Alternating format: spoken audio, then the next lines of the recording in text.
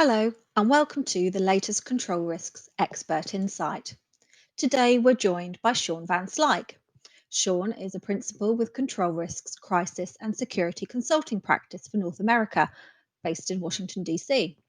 Shawn focuses on workplace violence within the corporate environment, specializing in threat assessment, case management, and the creation and prevention and response programs. It's this experience that makes Shawn perfectly placed to talk to you today about mental health in the workplace and the challenges after COVID-19. So, over to you, Shawn. Personal losses and the uncertainty surrounding previously stable jobs will have a long-lasting impact, and employees may be facing a number of pressures that were not present in their lives prior to the pandemic. Loss of financial security, long-term health implications, and significant interruptions in routines can all have an impact on how people manage stress and interact with others. We have to consider returning employees are facing enhanced stressors on multiple fronts. As we all know, they may have lost loved ones or know someone who's sick. They may have strained personal and family relationships, child or elder care concerns, or perhaps financial issues as their spouse may have lost their job and have few prospects for future employment. We know that when people are facing stressors from a number of different fronts in their life, their coping skills tend to become overwhelmed. They tend to be more likely to go into a crisis state and even to resort to violence towards themselves or even others in certain situations. As you mentioned, Matt, this could certainly manifest itself in something as basic as enforcing of social distancing protocols in the workplace, as we may have confrontations and conflict over perceived violations of those protocols, whether it be coworkers who appear to be ill or perhaps are not wearing their mask or adhering to other protocols. There's a chance for confrontation and a very emotionally charged environment, which we believe is one of the reasons that managers really need to be attuned to the situation, be monitoring for any such concerns, and make it clear to the workforce what the reporting channels are if they do have concerns about violations of the protocol, who they should go to, and make sure the organization responds in a way that appears effective and will prevent employees from taking action themselves.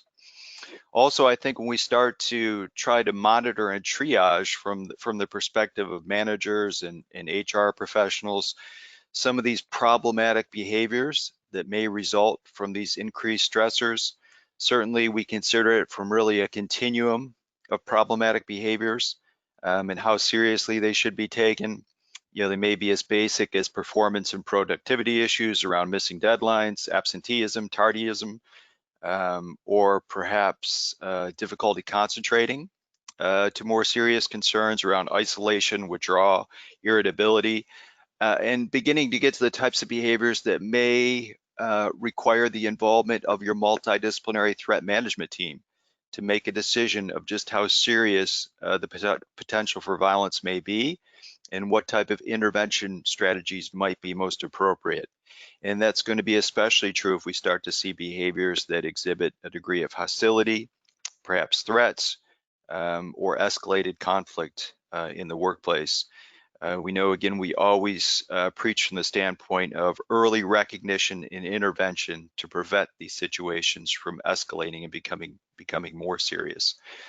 And certainly when we think about triaging these troubling situations, certainly we have to think about those that have historically resulted in acts of lethal violence. One being the potential for terminated or separated employees to return to commit some sort of retaliation against the organization. And we may be especially susceptible to that threat in the current environment, given that many of these terminations occurred remotely. There was less opportunity, I think, for organizations to de-escalate angry reactions or even to gauge angry reactions. And these separated employees, we know, are simultaneously dealing with a number of stressors at the home front. Perhaps now they themselves have limited new employment prospects. They may feel betrayed and angry towards the organization and increasingly blame the organization for the hardships they may face going forward. We believe it's very important for HR, threat management team personnel, and security to be aware of these potential issues, and precautions should be taken from both the security and facility standpoint around access control and awareness of what type of individuals that may now be separated from an organization that may have some motive to retaliate in some way. And again, when it comes to triaging those that may have the most serious concern historically for lethal violence, the other one that we should consider is around the issue of the potential for spillover of domestic violence.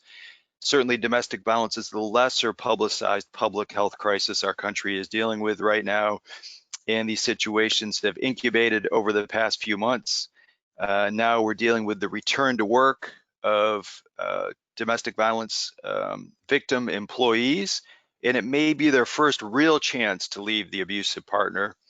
This is a definite loss of control for the abuser, who may have gotten over the past few months really the first look into the victim's work relationships through monitoring of online meetings, which can certainly stoke feelings of jealousy and insecurity. Now adding to the fuel of the fire may be their own issues with potentially job loss, substance abuse, or potentially alcoholism related from the most recent crisis.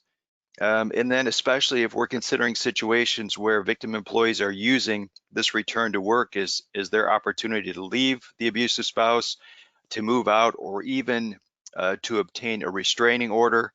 These are all things from an organizational perspective we want to be aware of, hopefully through careful observation by managers and HR professionals, and also by reinforcing if your organization does have some sort of policy around requiring or requesting that employees notify the organization if they do take out a restraining order that covers the workplace. That's another important step to reinforce in order to do what you can to prevent these type of situations from impacting the workplace.